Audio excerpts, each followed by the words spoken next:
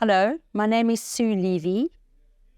I'm a psychoanalyst and a specialist in trauma, and I have just been speaking on trauma, in particular in relation to teaching maths. I focused on a few issues, and I'm going to just name them. The first one is describing trauma as a near-death experience that impacts on the mind in such a way is that it tears the shield that protects our way of thinking.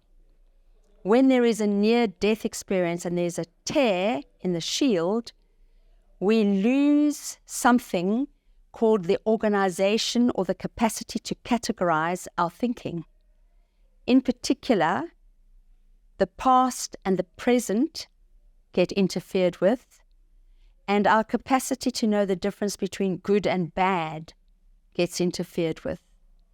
And those are very damaging for how we function as humans, because the traumas of old that have been laid down and put tight boxes on get blown up, and they kind of meet with the traumas of the now, and they create havoc in the mind. And that's when past and present get confused. But when good and bad gets confused, we don't know who is good and who is bad. We can get very confused, and we can also get confused about being good or bad ourselves. So we can lose confidence in who we are. Trauma can really impact how we feel about ourselves.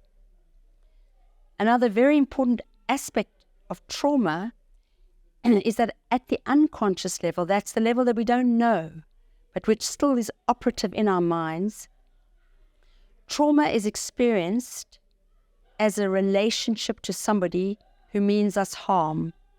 So even if there's an earthquake or a car crash, or somebody puts a gun to your head, the meaning that it is given inside the mind in a way that you don't even know about is that somebody meant you harm, and that somebody is the mother, the primary caretaker, the most important person in your life, meant you harm. So the love that you have inside of you can get turned into hatred, that you are no longer loved but hated. And that's a very, very important part of understanding trauma, that trauma is always experienced as a relationship to somebody that means you harm. And if you think about teaching, one of the things that we know about learning and teaching is that in order to learn, you have to be receptive. You have to be open.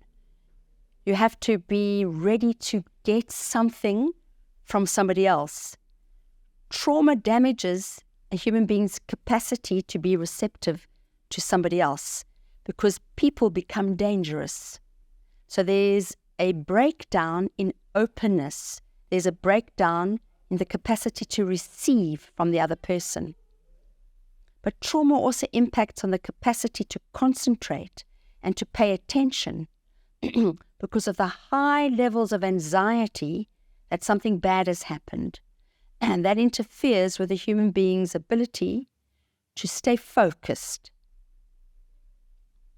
The best way to make contact in a classroom with a traumatized student is to find a way to link emotionally with a student, and not only to link through the subject of maths, but to form an emotional connection with a student that creates a safe environment for the student to link with you.